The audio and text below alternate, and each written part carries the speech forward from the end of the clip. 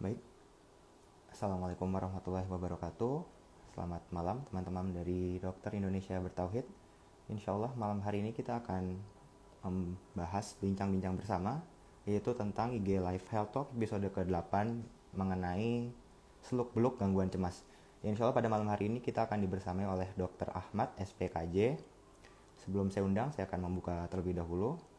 Bismillahirrahmanirrahim. Innalhamdulillah nahmaduhu wa nasta'inuhu wa nastaghfiruh wa na'udzu billahi min syururi anfusina wa min sayyiati a'malina may yahdihillahu fala mudhillalah wa may yudlil fala hadiyalah. Asyhadu an la ilaha illallah wa asyhadu anna Muhammadan abduhu wa rasuluh. Baik, tanpa berlama-lama juga insya Allah akan kami undang Dr. Ahmad Humaidi, SPKJ, merupakan psikiater yang beliau merupakan praktisi kesehatan jiwa Islami. Insya Allah malam ini akan kita sama-sama membahas dan tanya jawab tentang seluk-beluk gangguan kecemasan. Yang insya Allah juga pada 2 hari yang lalu sudah di open question di Instagram Dokter Indonesia Bertauhid. Ini pertanyaannya sudah sangat banyak. Mungkin nanti akan saya rangkum beberapa dan sama-sama kita akan menyaksikan jawaban dari Dr. Ahmad Humaidi. Baik, selanjutnya saya akan menginvite dari Dr. Ahmad.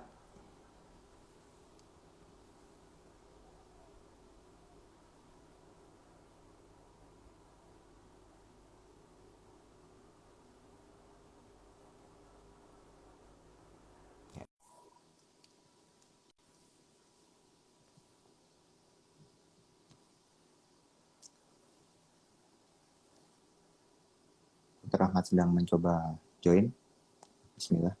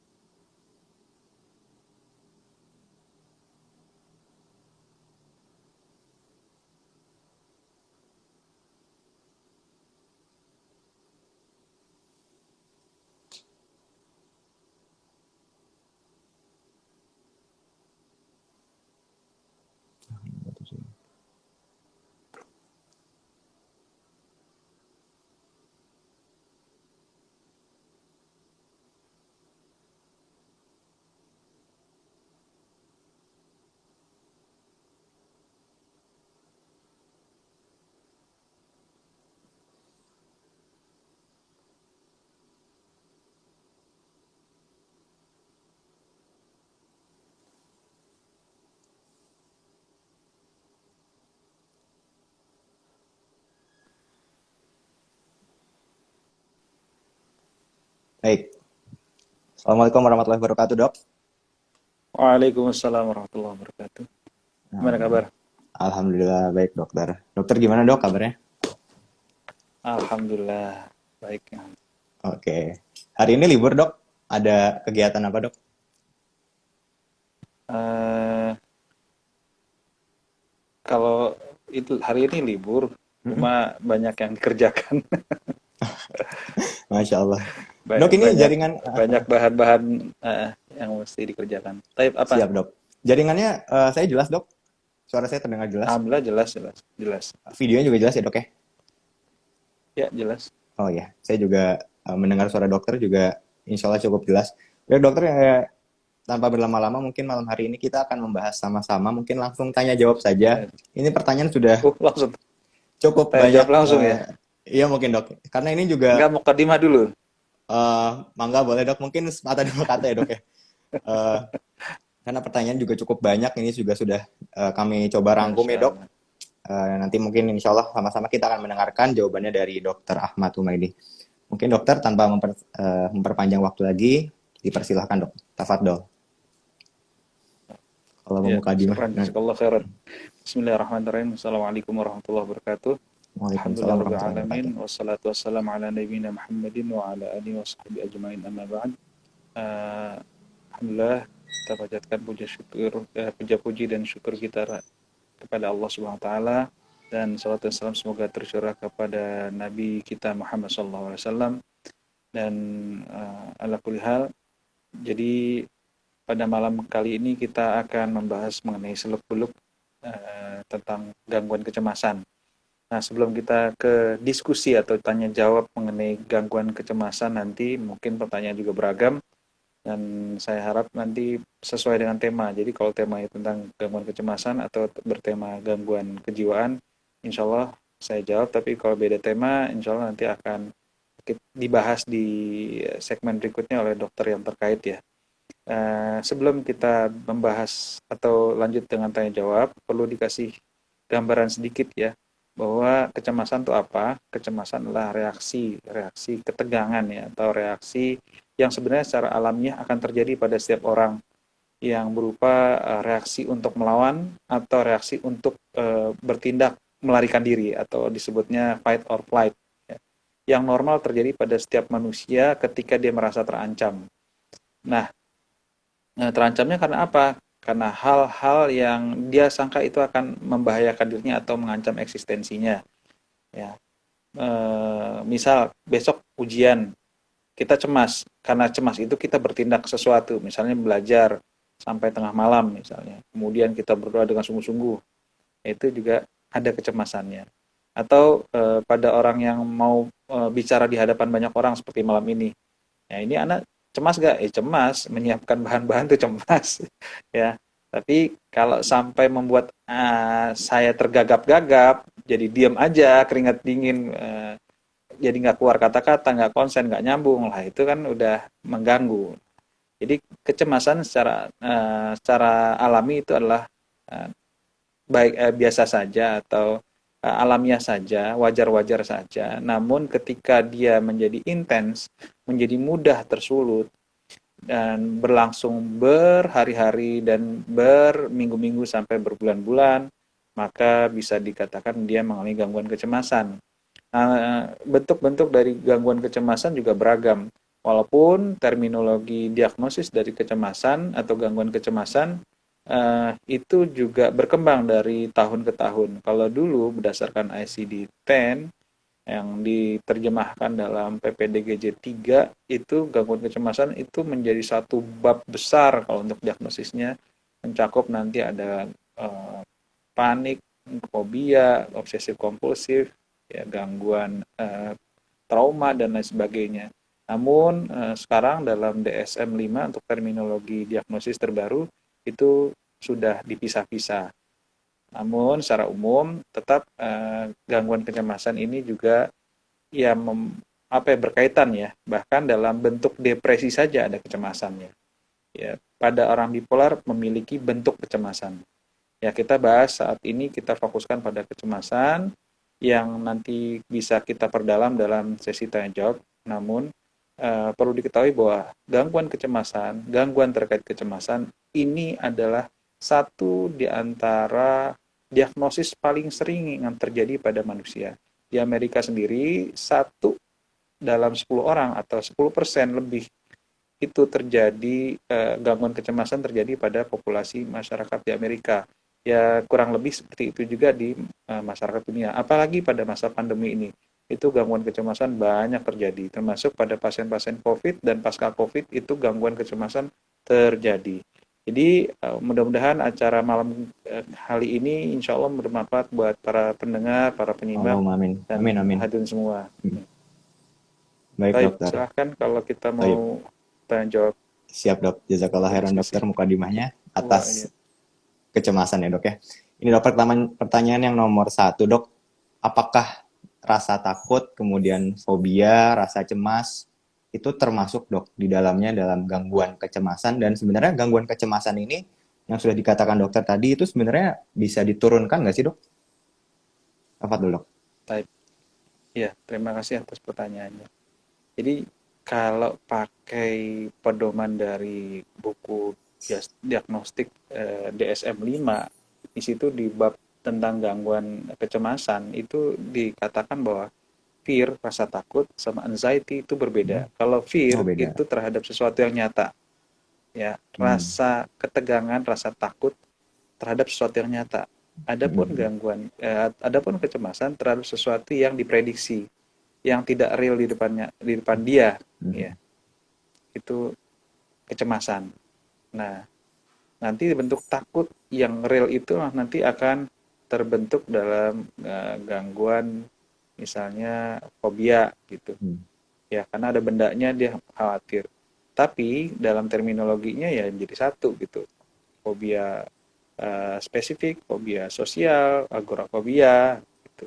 Dan dalam dalam BPDGJ juga ada terminologi agorafobia saja nanti itu ada disertai gangguan panik ya atau tidak. Nah, Gangguan panik. jadi eh, kalau dibilang masuk nggak ke bagian kecemasan bisa, tapi secara pemahaman dasar cemas itu terhadap sesuatu yang prediktif atau sesuatu yang tidak masih diduga, Berarti belum sedangkan terjadi ya, Dok, ya? takut iya Hmm. takut dia abstrak gitu, Oh, apa abstrak. mencemaskan Hmm. apa gitu Hmm. ya. Jadi kadang orang tiba-tiba saja tanpa tanpa ada penyebab atau misalnya panik ya, penjahatan simpatik yang berlebihan, misalnya debar-debar, keringat dingin dan rasa tercekik, susah nafas, ini apa gitu, rasa seperti mau mati gitu. Cuma setelah Hmm. beberapa menit reda sendiri, padahal nggak Hmm. terjadi, nggak ada apa-apa, nggak ada pemicunya. Nah, itu juga bisa terjadi. Adapun kalau rasa fobia atau rasa takut yang non realistik gitu, yang irrealistik terhadap satu yang berlebihan responnya, itu karena ada pemicunya jelas gitu Ya, ya. baik, Dok. Paham, Allah Dok. taala alam. Masya Allah. Karena Siap. semuanya bisa masuk dalam kalau dalam terminologi ya masuk dalam bagian gangguan-gangguan kecemasan, cuma diagnosisnya beda-beda. Baik, baik. Berarti masih bisa masuk ya, Dok, ya? Cuman lebih abstrak kalau misalkan yang dicemaskan itu. Kalau misalkan takut lebih Mm-mm. real ya, Dok, ya? Oke. Pertanyaan Ya, nomor 2, Dok. Bagaimana sih, Dok, kita bisa tahu kalau kita itu ternyata menderita gangguan kecemasan? Ada nggak, Dok, gejala-gejala yang mungkin spesifik bisa kita kenali gitu, Dok? Mungkin, uh, betul. hmm, baik, Dok. Ya, terima kasih atas pertanyaannya. Jadi bagaimana kita bisa mengenali kita tuh mengalami gangguan kecemasan? Nah, Hmm. ini menarik. Perlu diketahui bahwa secara umum gangguan kecemasan itu akan terkena pada tiga area besar. Ya, Tiga clear besar. Apa tiga aja, Dok? area besar. Hmm. Pertama adalah ya hiperaktivitas saraf simpatis. Hmm. Ya, Hmm. pertama hiperaktivitas sistem saraf simpatis. Bentuknya seperti apa? Ya, kalau sistem parasimpatis itu, kalau parasimpatis kan rest and digest, kalau Ya. simpatis kan fight or flight, gitu kan Hmm. ya. Hmm. Nah, itu ketegangan. Maka respon-respon yang dibutuhkan oleh yang respon tubuh yang dibutuhkan untuk dia bertahan hidup berupa dia menyerang atau melarikan diri untuk menyelamatkan hidupnya, maka tubuh itu akan bereaksi, misalnya ya, misal nafasnya akan semakin cepat, denyut jantung akan semakin cepat, dan aliran darah akan menuju pada daerah-daerah penting pada tubuhnya. Sehingga daerah-daerah akral, daerah-daerah ujung dari tubuhnya itu rasanya lebih dingin.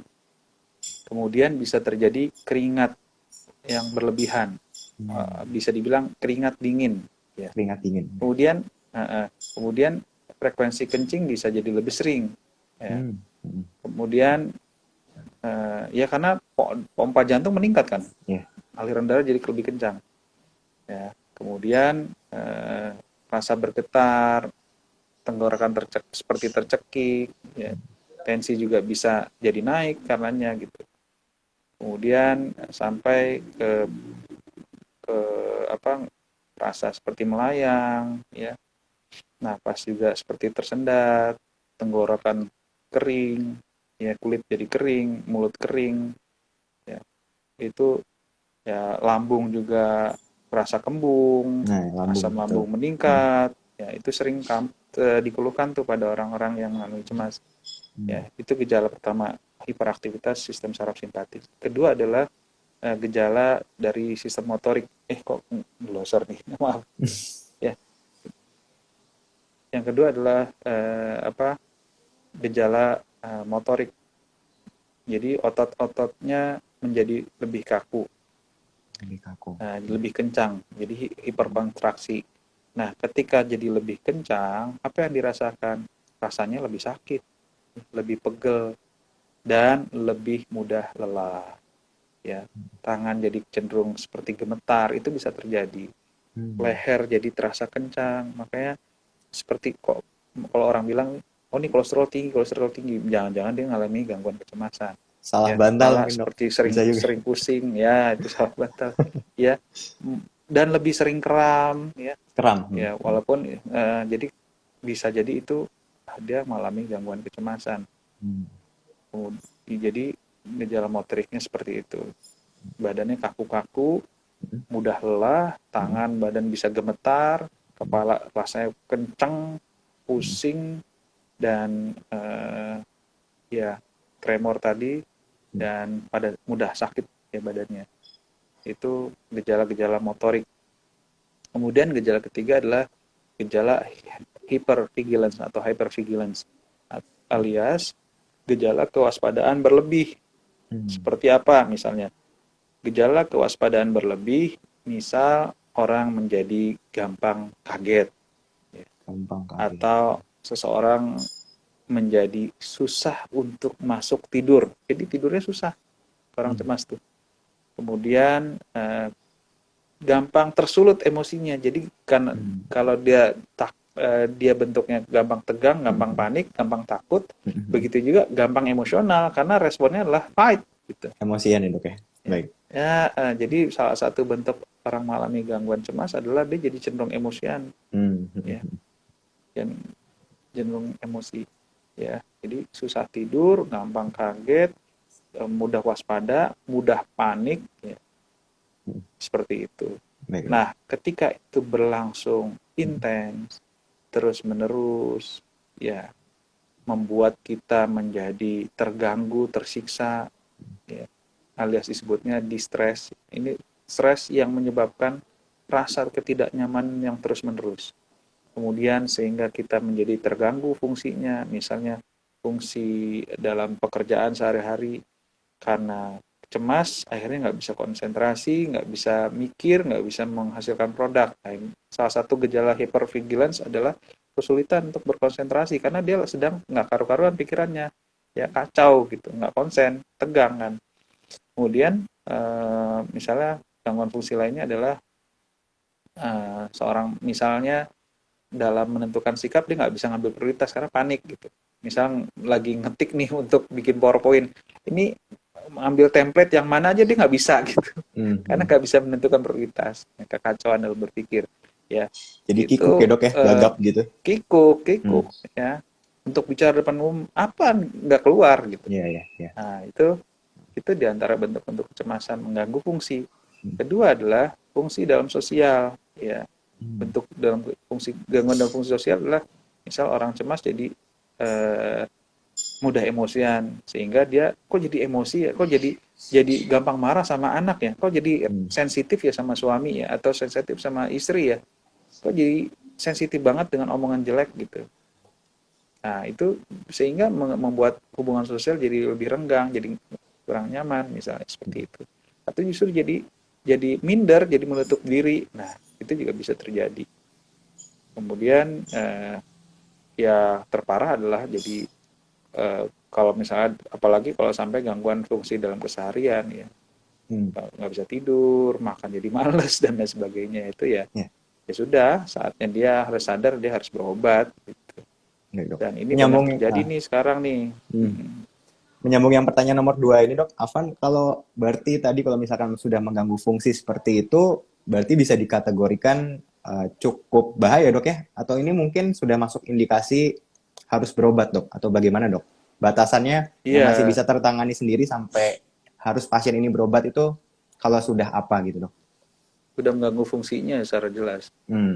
Ya, jadi banyak orang yang datang ke klinik ya atau ke rumah sakit ketemu psikiater atau mencari pertolongan itu karena dia sudah tidak bisa berfungsi secara maksimal. Ya misalnya pekerjaannya aduh nggak bisa nih, nggak bisa cari kerja atau nggak bisa bekerja, nggak bisa kuliah, nggak bisa melanjutkan mengerjakan skripsi, nggak bisa berpikir untuk nggak bisa mengikuti pelajaran pada anak sekolah, pada anak kuliah, ya nggak bisa tidur gitu misalnya, dan itu sangat mengganggu, mengurangi energi, jadi exhausted banget gitu, kelelahan banget.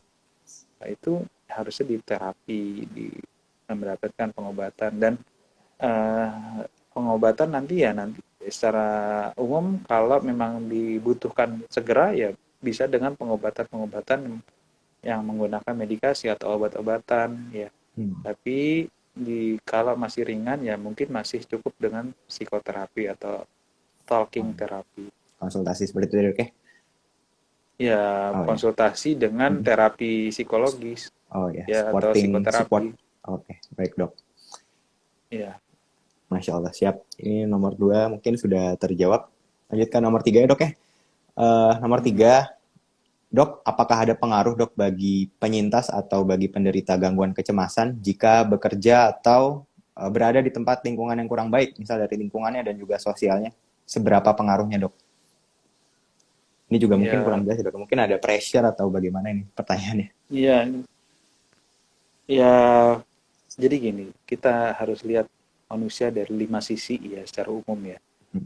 Ya kalau kita bicara lingkungan, maka kita bicara manusianya dulu deh. Manusia itu makhluk apa? Makhluk Manusia itu sosial. makhluk biologi. Iya. Yang pertama makhluk biologi, artinya dia ada jasad di situ. Jasadnya memiliki sistem-sistem. Yang tadi dibilang ada sistem otot-otot motorik, ya ada sistem saraf simpatis, parasimpatis dan lain sebagainya.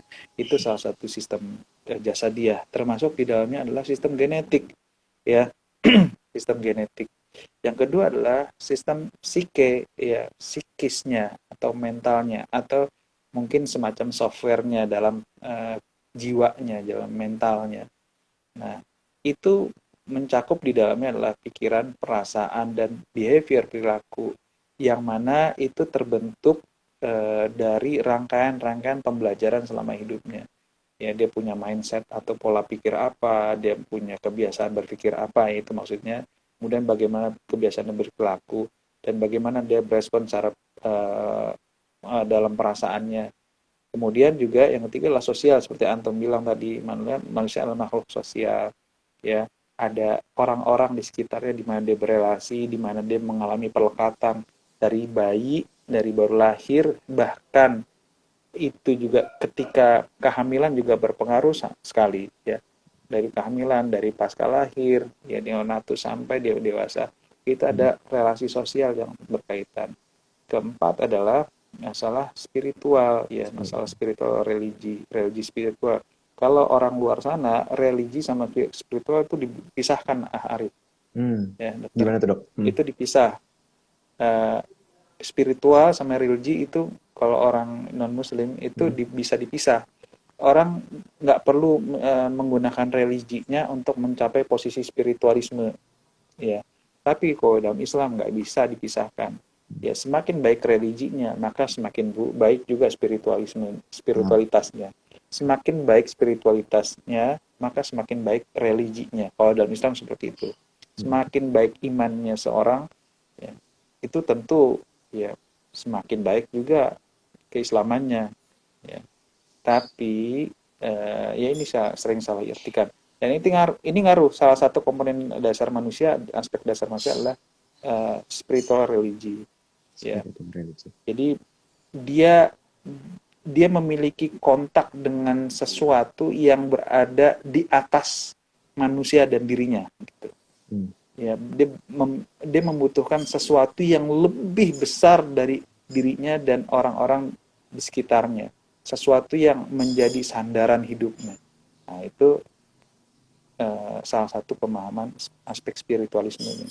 Walaupun sebagian kalangan non-muslim terutama menganggap spiritualitas adalah akhlaknya, cara dia, ketenangannya, kelembutan dan sebagainya.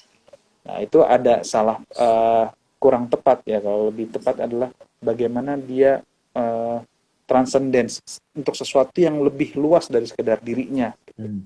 Jadi makanya itu pemaknaan spiritualitasnya. Kalau kita orang muslim, kita melakukan sesuatu untuk sesuatu yang di luar batasan dirinya saja. Melainkan untuk sesuatu yang lebih besar apa? Ya kepada Allah. Nah gitu. Kita melakukan sesuatu orientasi pada Allah. Even sesuatu yang lebih besar, kalau orang non muslim itu sesuatu yang lebih besar kepada misalnya mengorbankan dirinya untuk kebahagiaan orang banyak misalnya. Itu juga mencakup pemahaman spiritualitas.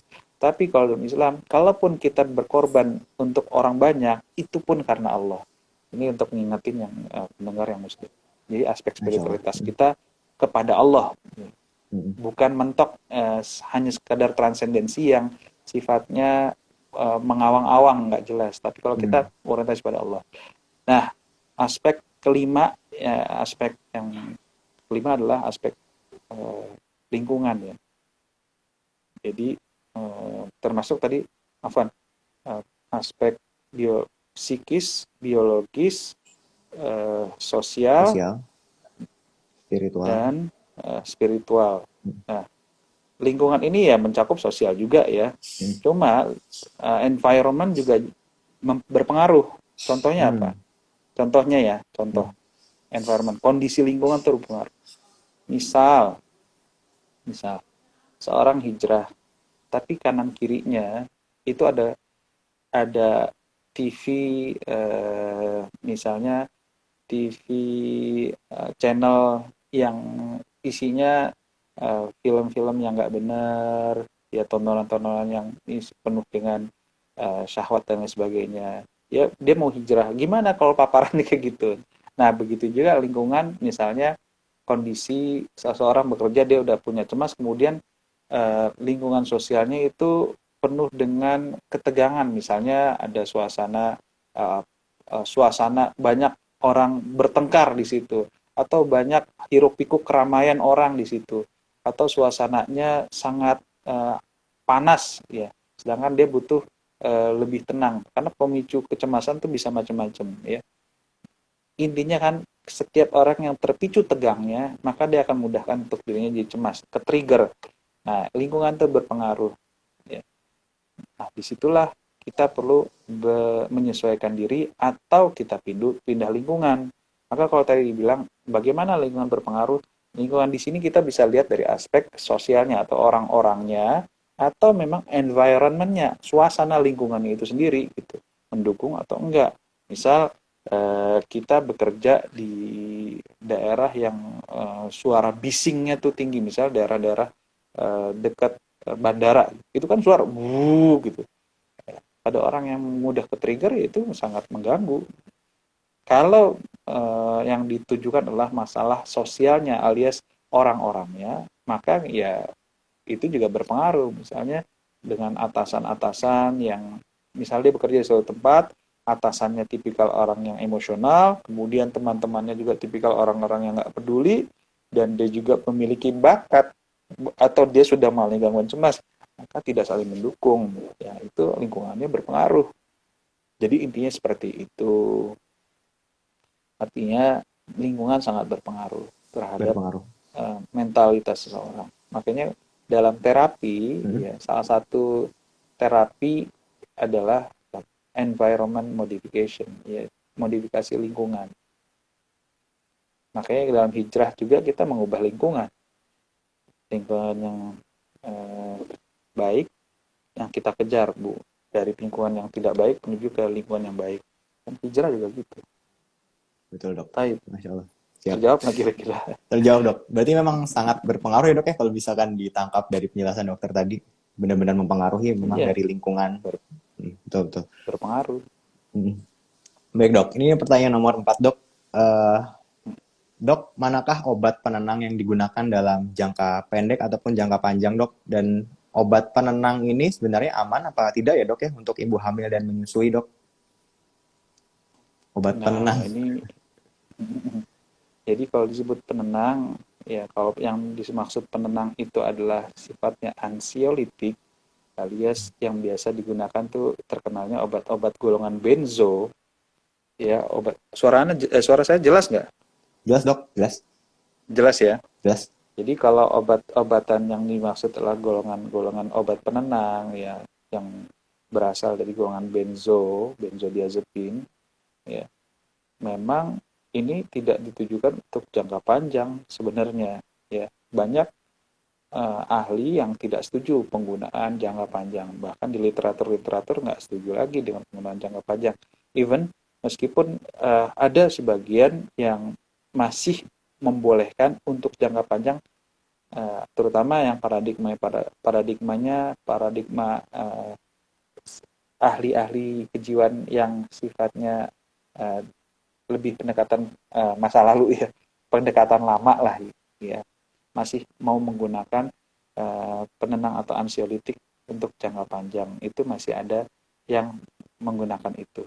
Cuma kalau pendekatan yang terbaru itu mulai ditinggalkan. Jadi kalau penggunaan ansiolitik untuk jangka panjang itu dihindari. Palingan itu hanya digunakan sebulan atau ya rata-rata sebulan targetnya. Karena untuk mempercepat proses reduksi kecemasan. Ya. Adapun sekarang yang digunakan apa? Justru yang digunakan adalah antidepresan. Ya.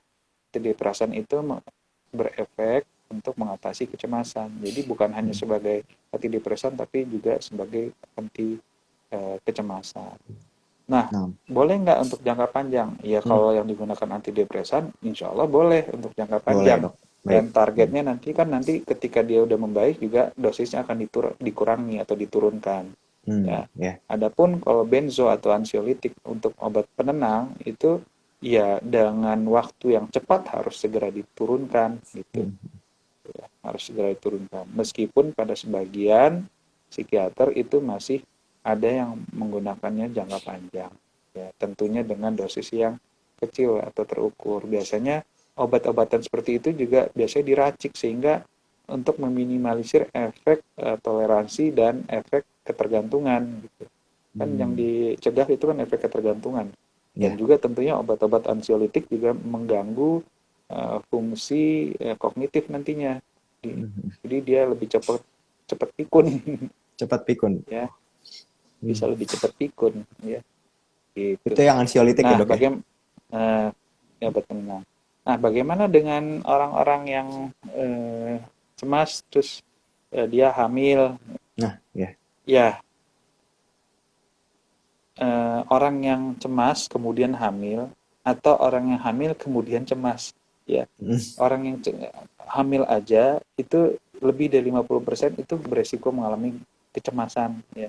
Apalagi kondisi pandemi seperti ini lebih beresiko ya. Turun dulu ini, maaf ya. Iya, Dok. Oke, siap. Nah, jadi beresiko mengalami kecemasan ya. Bagaimana cara mengatasinya? Nah, kita lihat dulu kondisinya, kecemasannya seberat apa. Dan di satu sisi, seandainya memungkinkan, ya, ini kecemasannya bisa nggak dihandle tanpa obat, ya, tanpa medikasi. Dengan cara apa penanganannya dong? Dengan cara psikoterapi, ya, dengan cara psikoterapi dulu. Bisa nggak dengan psikoterapi? Namun ada kalanya kecemasan ini begitu sangat mengganggu, maka pendekatannya gimana? Ya mau tidak mau kita perlu pakai medikasi. Boleh nggak pakai penenang? Jangan, karena ada efek nanti justru mengganggu kognitif, gangguan perkembangan, kemudian nanti resiko depresi napas, baik pada ibunya maupun pada janin. Nah, bagaimana? Ya kita menggunakan antidepresan nanti, ya antidepresannya nanti dosisnya disesuaikan. Ya, ada beberapa antidepresan yang masih cukup aman pada penggunaan ibu hamil. Dan tentunya resiko kecemasan itu sendiri yang begitu tinggi pada ibu hamil itu juga berbahaya pada janinnya, ya. Ya makanya nanti dilihat dulu maslahat dan mudaratnya kalau bahasa agama kita gitu. Maslahat dan mudaratnya. Makanya di sini seorang psikiater itu ya pentingnya belajar itu seperti itu. Sebagaimana para ulama untuk menentukan suatu fatwa, ya dia harus belajar benar-benar. Ya gitu juga seorang psikiater, makanya dia harus belajar benar-benar untuk memutuskan ini perlu pakai obat atau enggak. Ketika tanpa obat, dia bisa nggak melakukan psikoterapi? Harusnya dia bisa memiliki kompetensi melakukan psikoterapi. Cuma ya qadarullah wa ma syaa fa'al. Pada zaman sekarang di Indonesia sistem pelayanannya itu menggunakan JKN. Nah, JKN ini untungnya bagi masyarakat adalah masyarakat karena berbayarnya gratis ya untuk berobat, sehingga pasien itu bisa banyak ya. Psikiater tuh pasiennya bisa banyak. Saking banyaknya untuk melakukan psikoterapi itu nggak sempat. Untuk Gitu melakukan ya dok ya. psikoterapi itu nggak Iya, iya. sempat. Dan kemudian ada beberapa center yang tidak mendukung pembiayaan psikoterapi, Hmm. kecuali di rumah sakit tipe A misalnya, ya itu baru bisa diklaim. Tapi di rumah sakit tipe C yang menggunakan JKN itu enggak, sehingga pasien-pasien akhirnya eh, mungkin sebagian psikiater, salah satu anak itu mengakalinya dengan mengedukasi pasien dan Hmm. meminta pasien untuk bertumbuh sendiri dengan cara ya ikut acara-acara seperti ini, kemudian Oh iya, ikut iya. nonton di YouTube dengan Masya edukasi-edukasi Allah ya. lainnya, kemudian baca buku tentang pengembangan diri. Hmm. Nah, kemudian nanti biasanya pasien akan di WA sama, misalnya kalau Anda tuh pasien kirim artikel untuk Hmm. self healing atau kondisi-kondisi relaksasi dan lain sebagainya. Ya, contohnya seperti itu untuk mengakalinya gitu ya. Adapun yang Ya. kondisi lebih berat, ya nanti perlu dirujuk ke di atas, atau mungkin solusinya dengan cara pengobatan yang sifatnya berbayar, karena Hmm. waktunya akan lebih luas ketimbang pengobatan dengan JKN. Itu di lapangan Baik. seperti itu, Mas Arief. Ya, berarti masih Ya, ada ya dok ya yang obat-obatan psikofarmaka ini ada yang tercover juga ya sama BPJS ya dok. ya, Tapi di kalau psikofarmaka tercover, oh tapi ya. juga tergantung tingkatan rumah sakitnya gitu. Ada yang mengcover Hmm. yang Hmm. bagus, jauh lebih aman misalnya. Ada yang biasa-biasa saja. Semakin rendah tipenya, itu psikoterapi nggak bisa tuh dilakukan. Jadi mesti ke jenjang lebih atas Hmm. atau pembiayaan swasta. Namun kalau kembali kepada tema pertanyaan tadi, sebenarnya adalah bisa nggak pakai obat pada orang hamil? Bisa, dengan Hmm. melihat maslahat dan mudaratnya. Biasanya apa? Apakah pakai penenang? Nggak pakai penenang. Pakainya adalah obat-obat antidepresan dan tertentu obatnya, ya. Kemudian mungkin bila diperlukan untuk meredakan gejala simpatis yang berlebihan, maka nanti akan digunakan antipsikotik, ya. Hmm. Ya. Antipsikotik dosis rendah. Nah, antipsikotiknya juga nanti tertentu, nggak yang ada obat yang paling aman nanti yang sifatnya apa menurunkan ketegangan-ketegangan simpatik, ya, Baik. dan bekerjanya di pusat yang berbeda dengan benzodiazepin. Wallahu taala alam. Nah, dok. Masya Allah. Siap. Pertanyaan selanjutnya, dok. Berarti, apakah gangguan cemas ini sebenarnya dapat sembuh, dok, tanpa obat? Sebenarnya tergantung ya, dok, ya. Dilihat lagi. Atau gimana, dok? Tanpa Ya, secara obat. umum kalau kalau bilang tanpa obat atau dengan obat, ya ini bisa dikatakan kalau di internet itu sudah tanya eh, is anxiety can be cured totally atau completely. Ya, Seringkali kalau kita baca artikelnya enggak, ya. enggak. Bisa nggak total hilang selamanya? Hmm. Ya, jawabannya rata-rata semua jawabannya tidak kalau dibilang hilang total.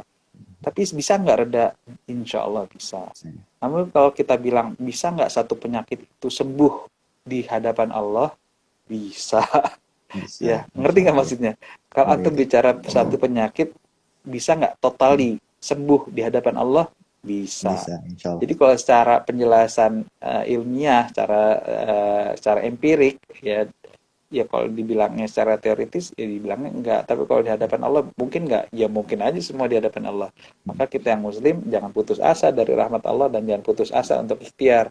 Nah, hanya saja eh, resiko orang yang mengalami cemas dan kemudian dia mengalami perbaikan, pulih, bisa nggak dia mengalami cemas lagi?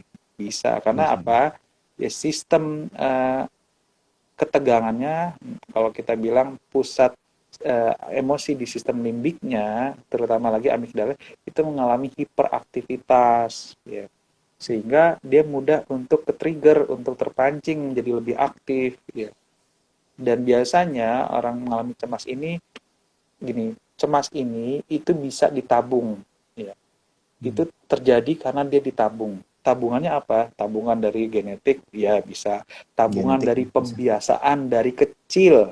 Hmm. Misalnya anak kecil waktu kecil, jangan ke situ ntar ada hantu loh. Jangan ke situ itu satpamnya galak loh. Wah, itu Nanti banyak banget. nanti nggak nanti disuntik dokter loh, Nah, nanti iya. ini loh, nanti itu nakutin kan Mm, bikin mm, anak mm. kecil. Pengennya sih gampang aja, cuma pada akhirnya kan menakutkan. Belum lagi kalau anak dibentak, itu aja udah trauma. Iya, Ya, iya. anak dibentak itu udah trauma. Hayo, hayo, hayo. Nah itu kan akuan jadi ngebentak orang. Ya Allah, Akhirnya kan ya. jadi anak itu jadi terpolanya tegang, Hmm. hiperarousal. Nah, ketika itu menjadi kebiasaan, maka si pusat emosi di sistem limbik, ya, yang amigdala tadi ternyala gitu. Ibarat kata kita menyalakan suatu saklar lampu ketika malam kan lampu dinyalakan cetak gitu. Nah, normalnya ketika pagi matahari sudah terbit dan sudah terang, lampu akan kita matikan kan? Mm, mm. Ya kan? Iya Nah, dok. pada orang yang cemas itu lampunya matahari sudah terbit, lampunya lupa dimatikan gitu. Iya. Kemudian pada orang cemas itu nggak usah nunggu malam, siang-siang juga lampu udah nyalain. Jadi nyala terus gitu, gampang nyala, ya Iya mudah dok. nyala, eh, susah redupnya gitu. Itu orang yang cemas, sehingga perlu latihan-latihan untuk mengurangi eh, ke hiperaktifan dari pusat ketegangannya itu, dan kita bisa memanfaatkan prinsip-prinsip untuk mengurangi atau meredam hiperaktivitas dari eh, pusat emosi atau pusat ketegangan itu. Tentunya dengan serangkaian metode, diantaranya adalah pengobatan, kemudian psikoterapi, dan latihan-latihan tertentu. Wallahu ta'ala alam. Masya Allah, siap dok. Berarti kalau misalkan ada anak kecil yang punya ketakutan, mungkin kalau mau disuntik sama dokter, mungkin kita juga bisa cari metode atau cara yang lain ya dok ya, bukan dengan Hmm, menakut-nakuti seperti itu ya dok. Baik dok, ini iya, ada, jadi ngomong yang baik-baik aja lah, iya, kalau bisa ngomong betul. tuh yang baik-baik. Ya, Masya Allah, siap dok, tidaklah benar-benar. diucapkan seorang muslim itu harusnya baik-baik ya sebenarnya. Kitanya Iya, aja keseringan udah males ya, termasuk anak juga sih. iya, Kadang iya. udah capek jadi pengennya instan jadi nakutin, padahal Hmm, ya kurang kurang tepat ya nggak dok ya. bagus Hmm, gitu. hmm, hmm. Orang muslim itu nggak nakut-nakutin, ya. Al muslimu man saliman muslimuna min lisanihi wa yadihi. Jadi orang muslim yang baik itu adalah man saliman muslimu min lisanihi wa yadihi. Jadi orang yang selamat dirinya, orang orang lain itu dari lisannya dan tangannya. Jadi Hmm. ya ya anak-anak kita pun itu kan muslim ya, masa di diomongin jelek, dan kita itu idealnya sih nggak kayak gitu. Ya ke siapapun muslim. Nah Ya dok, biar Masya nggak, Allah. ya kalau ta'ala alam ya. Baik dok, ini ada pertanyaan, mungkin dua pertanyaan terakhir dok. Ini berhubungan. Pertanyaan nomor berapa tadi ya? Lupa. Oke, langsung saja dok ya. Eh, Dok, bagaimana cara mengatasi atau menangani kecemasan untuk orang tua? Mungkin ini juga untuk orang-orang sekitar kita, untuk teman, untuk saudara yang mengalami kecemasan. Apa yang seharusnya kita lakukan, dok? Nah, pada orang tua yang sepuh ya, ada geriatri ya. Mungkin Iya, orang pada tua orang, atau kerabat mungkin dok yang punya gangguan kecemasan yang bisa kita lakukan sendiri untuk orang awam khususnya dok. Itu bagaimana dok? hmm, Cara nenanginnya atau bagaimana? ya jadi begini ya, pada orang-orang yang sudah tua ya, eh, kalau biasanya ada faktor premorbid ya, Hmm. faktor sebelum sakit. Jadi dulu-dulunya juga mungkin ada kebiasaan untuk mengaktifkan amigdala tadi, Hmm. ya, sehingga rasa khawatir berlebihannya terpicu. Perlu digali, ini dulunya ada depresi nggak, dulunya ada rate emosional berlebih nggak, dan lain sebagainya.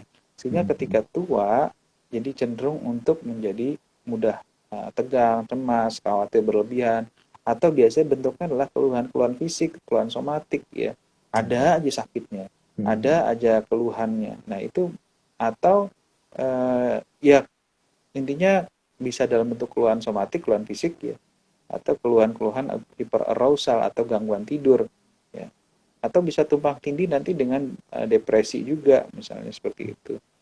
Nah, bagaimana cara menanganinya? Sebaiknya dibawa ke psikiater untuk dinilai ya, Hmm. dinilai, karena semakin dia cemas itu semakin sakit ya, semakin mudah sakit juga. semakin sakit dan semakin mudah sakit, dan semakin mempercepat proses degeneratif pada otaknya. Bentuknya adalah demensia atau kepikunan, itu juga semakin cepat. Ya. Seringkali orang-orang tua membutuhkan obat-obat antidepresan. Ya, kalau udah sering tegang atau sering lupa-lupa, ya, atau apa, sering sakit-sakit, ya, gejala somatiknya ada, gangguan tidur ada. Nah, itu perlu obat-obatan antidepresan, ya. Dan dihindari penggunaan benzodiazepin karena efeknya yaitu malah memperberat fungsi kognitif, nanti jadi cepat mundur. Makanya diselamatkan itu dengan antidepresan. Ya. Tetap diajak untuk sebisa mungkin untuk gini, diomongin yang baik-baik dan direpetisi, diulang-ulang, ya. Diulang-ulang, ditunjukkan rasa perhatian kita, ditunjukkan rasa kasih sayang kita, dan diusahakan dia untuk ditemani, mereka untuk ditemani, kita hadir, kita bisa menerima, kita bagaimanapun orang tua itu kekhawatiran banyak, ya. Kekhawatiran mereka menjelang kematian, kekhawatiran mereka meninggal tanpa ada orang di sekitarnya, itu diantara bentuk-bentuk kekhawatiran mereka, ya, kekhawatiran sudah tidak punya pemasukan dan lain sebagainya, ya, itu diantara bentuk kekhawatiran. Bahkan kekhawatiran terhadap anaknya pun itu masih dikhawatirkan. Jadi untuk orang-orang yang geriatri itu banyak kekhawatirannya, dan kita yang perlu peduli, ya. Kita yang perlu hadir di situ, ya. Orang tua kita adalah pintu surga kita, maka mereka butuh perhatian kita. Baik, Allah Ta'ala. Baik, Dok. Mungkin sampai ke pertanyaan terakhir, Dok. Udah terakhir aja nih. Iya, Dok. Cepat sekali. Nggak kerasa ya, Dok, ya. Baik, Dok. Ini pertanyaan nomor terakhir. Dok, bagaimana, Dok, cara mengatasi kecemasan jika datang dari was-was syaiton dari sudut pandang medis dan maupun Islam, Dok? Mungkin ini secara holistiknya bagaimana ya, Dok, ya? Menyeluruh saja, Dok, ini. Pertanyaannya cukup umum soalnya. Iya, Tafadhol, Dok. pertanyaannya bagaimana menangani was-was? Was-wasnya seberat apa dulu nih? Iya. Was-wasnya seberat apa dulu? Ini nggak disebut sih, Dok. Kalau mau dicukupkan dengan free will, kalau dicukupkan dengan power of will, kekuatan kehendak, maka dia bermujahadah untuk menghindari dirinya dari terjebak was-was. Ya, salah satu diantara dengan approach yang Islami, approach pendekatan yang Islami, diantara adalah membaca muawwidzatain, ya, ayat-ayat atau surat-surat muawwidzatain, ya, atau 3 surat kul, itu pagi sore kan was-was. Dan diantaranya seperti juga ruqyah ketika ya, Dok, ya, was-was, Afan? ya bisa Mirip. self ruqyah gitu ya. Oh, iya. Self ruqyah, ya, Self ruqyah ruqyah. diri Baik, sendiri. Dok. Jangan istilah baru, self ruqyah. Enggak, maksudnya kan bisa menggunakan itu. Di sisi lain, ketika kita membaca dan khusyuk, membacanya dan menghayati dengan khusyuk, sebenarnya itu terjadi peningkatan fokus. Nah, peningkatan fokus baik tadabbur, penghayatan dari ayatnya, ya, itu terjadi peningkatan fungsi dari otak depan. Fungsi otak depan itu ngapain kerjanya otak depan?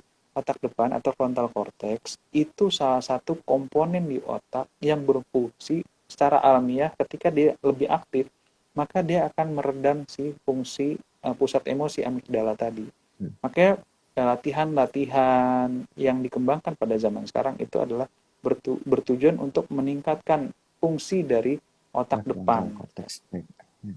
Ya, baik fungsi fokusnya, fungsi perencanaan, dan melatih untuk memutuskan sesuatu, planning, prioritizing, kemudian menambah keilmuan, menambah ingatan, fungsi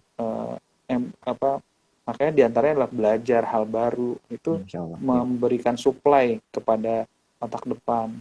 Latihan memorizing itu memberikan supply terus, ya.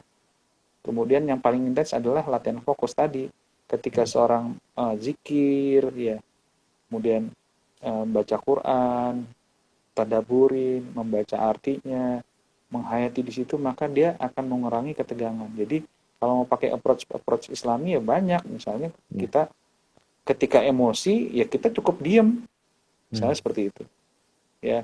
Kalau lagi berdiri emosinya ya duduk, atau rebahan gitu, tengkurap, ya. Ya. Atau dengan mengucapkan istighfar atau berwudu. Nah, itu kalau kita pakai pendekatan neurolinguistic programming, itu sebenarnya merubah state ya, merubah state of mind-nya. Jadi kondisi tegang dialihkan, distract gitu. Misalnya, wah was-wasnya, ya udah pindah posisi dan pindah fokus. Nah, itu bisa ya, makanya dengan cara segera ambil wudhu kemudian fokus ke istighfar, astagfirullah, atau baca Quran ya, atau cukup berzikir, zikir istighfar subhanallah bihamdi, atau sholat ya, alih Ya. fokus sehingga ketegangannya akan reda ya. Itu diantara cara-cara yang bisa dijalankan secara istilah, atau baca Quran. Bukankah Al-Quran itu adalah zikir, dengan tentunya baca Al-Quran yang sifatnya benar, maksudnya bacanya dengan tadabbur dan perlahan-lahan gitu. Walaupun baca Quran itu seperti afwan, melakukannya saja atau membacakan Al-Quran itu akan menekan diafragma. Jadi bukan harus itu kan menekan diafragma ya, menekan diafragma. Dan penekanan diafragma itu seperti latihan nafas dalam. Itu dengan sendirinya menstimulus untuk menstimulus nervus vagus ya, itu bertujuan salah satunya dalam proses ketenangan juga gitu. Jadi baca Quran bukan hanya alunannya, kemudian juga bukan hanya konten isinya bermanfaat untuk pembelajaran yang pengetahuan. Baca Quran juga ada ekspresinya ketika kita misalnya ayat nafsul mutmainnah misalnya gitu kan, itu mengekspresikan, itu kan mengeluarkan emosinya. Kemudian ternyata dia juga naik nafas dalam, itu kan memenuhi seperti pernapasan dalam. Nah, salah satu teknik relaksasi adalah teknik pernapasan dalam. Ya, makanya inilah kenapa di antara tips-tipsnya orang untuk menenangkan diri kalau di luar sana adalah dengan bernyanyi. Kenapa? Karena pakai nafas dalam. Nah, kalau kita udah ada Al-Quran, baca Quran aja, selain berpahala, nggak dosa, kan gitu. Masya Allah. Allah Ta'ala alam. Siap dokter. Mungkin juga sudah, insya Allah ini karena sebenarnya pertanyaannya banyak dok, ini kami rangkum menjadi satu, insya Allah sudah mengcover sebagian besar, insya Allah. Mungkin teman-teman juga nanti bisa, yang belum ikut hadir pada malam hari ini, bisa langsung cek IG TV dari Dokter Indonesia Bertauhid. Dan insya Allah nanti akan di-save rekaman pada malam hari ini. Mungkin untuk penutup dok, ada sepatah dua kata untuk teman-teman Dokter Indonesia Bertauhid. Kadang kan sekarang ini lagi pandemi juga dok, masih pandemi, Indonesia masih berkutat di pandemi. Dan pastinya juga banyak teman-teman juga mungkin yang mengalami hal serupa, khususnya tentang gangguan kecemasan dok. Tafadhol dok, penutup dari Dokter Ahmad. Iya. Gangguan kecemasan ini, kalau kita menjudge seseorang orang yang mengalami cemas itu sebagai tidak tawakal, kurang iman, ya sebenarnya tidak bijak ya. Kita menjudge orang, kamu imannya kurang, kamu nggak tawakal, itu seolah-olah kita menjudge orang dengan ketidaksolehannya dia. Siapa kita? Apakah kita tahu hati seseorang? Apakah kita tahu betapa upaya dia untuk bertauhid kepada Allah dan beribadah kepada Allah, menghambakan dirinya kepada Allah dan bertawakal setawakal-tawakalnya kepada Allah? Apakah kita tahu isi hatinya? Nggak ada, yang bisa tahu hanya Allah. Maka jangan pernah menyangka orang mengalami gangguan kecemasan atau depresi atau gangguan jiwa itu kurang iman, kurang amal soleh. Siapakah di antara kita yang selamat dari kekurangan iman dan amal soleh? Siapa? Apakah kita seorang malaikat? Apakah kita seorang rasul? Apakah kita seorang di antara 10 sahabat yang dijamin masuk surga? Enggak ada. Enggak ada. Nah, kalau kita tahu gangguan kejiwaan juga adalah gangguan otak. Gangguan kejiwaan adalah bawaan genetik. Gangguan kejiwaan adalah pengalaman-pengalaman yang ditabung dari kecil. Atau dia pernah mengalami sesuatu yang luar biasa menakutkan atau menegangkan, sehingga berbekas menjadi satu trauma dan kecemasan setelahnya. Misal pada orang yang kena COVID, itu fisiknya kena virus COVID, yang diserang adalah salah satu yang diserang adalah bagian untuk menyeimbangkan dirinya dari ketegangan, yaitu misalnya S2 gitu. Itu kan terserang, sehingga respon relaksasinya keganggu. Ya gimana nggak tegang? Gimana nggak jadi cemas? Kemudian orang kena COVID kan resiko kematian itu adalah bagian dari katastrofik, eh, pengalaman katastrofik itu juga menjadi trauma dan menjadi penyebab kecemasan. Jadi jangan pernah menjudge orang yang mengalami kecemasan sebagai orang yang kurang iman dan kurang tawakal. Siapa kita? Siapa? Apakah kita Allah yang bisa Bukan. ngejudge? Akan lebih baik kita menasihati, menaikkan. Dalam metode Insya dakwah Allah. aja ada namanya targhib wa tarhib. Ada namanya khauf dan roja. Ketika orang lagi down ya diangkat dong mentalnya, jangan dijatuhin. Iya. Ketika orang bablas dari kelebihan, makanya diingetin, diperingatkan. Baik. Ya, orang orang lagi berjuang dalam kondisi kecemasan itu jangan dijudge ya, justru dinasehati yang sifatnya menenangkan, memberikan solusi, menawarkan pertolongan. Ya, al muslimu man salim al muslimuna min lisani wa yadihi. Oh, kama qala Nabi SAW. Jadi ngomong tuh yang enak-enak gitu, yang Yeah. baik, yang menenangkan, jangan ngebebanin orang, jangan sok suci di antara kawannya. Ya kita tahu semua ini akibat kekurangan iman dan kekurangan amal soleh kita dan tentu banyak dosa. Maka kita ditimpa oleh musibah berupa gangguan kecemasan. Yeah. Tapi Betul. jangan biarkan saudara kita semakin jauh. Ya siru wala tunafiru. Mudahkan, jangan diberat-beratin, mudahin. Itu ajaran Nabi SAW. Katanya pengikut Indonesia Bertauhid. Jadi ya diajak orang untuk ayo bisa, insya Allah bisa. Kami ada di sini. Ya, sifat ithar kita mendahulukan menolong saudaranya gitu. Itu penting. Ayo sini gitu. Jangan ditakut-takutin, jangan dijudge, labeling. Jangan. Kita semua tahu semuanya. Ada cara lebih bagus untuk mengingatkan tentang keimanan, tapi bukan ngejudge, bukan itu. Nah, sayangnya banyak kaum muslimin yang nggak tahu. Nah, ini sebaiknya dinasihati. Wallahu ta'ala alam. Masya Allah, Masya Allah, Masya Allah. Baik dokter, terima kasih banyak dokter atas waktunya. Jazakallah khairan atas malam Senin ini dok ya. Mudah-mudahan ilmu yang disampaikan bermanfaat bagi pendengar dan juga pada penonton Dokter Indonesia Bertauhid. Insya Allah nanti akan kita save dan bisa dilihat di IGTV Dokter Indonesia Bertauhid. Mudah-mudahan Dokter Ahmad selalu dalam lindungan Allah dan dengan keluarganya selalu diberikan kesehatan dan dilancarkan juga semua rezekinya. Baik dokter, izin menutup ya dok ya. Allahumma amin. Kita tutup bersama-sama majelis ini dengan membaca doa kafaratul majlis. Subhanakallahumma bihamdika asyhadu an la ilaha illa anta astaghfiruka wa atubu ilaik. Baik dokter, sampai ketemu lagi, mudah-mudahan masih dalam kondisi yang sehat insyaallah dok. Baik. Amin amin. Assalamualaikum warahmatullahi wabarakatuh. Waalaikumsalam warahmatullahi wabarakatuh. Ana izin live ya. Baik dok.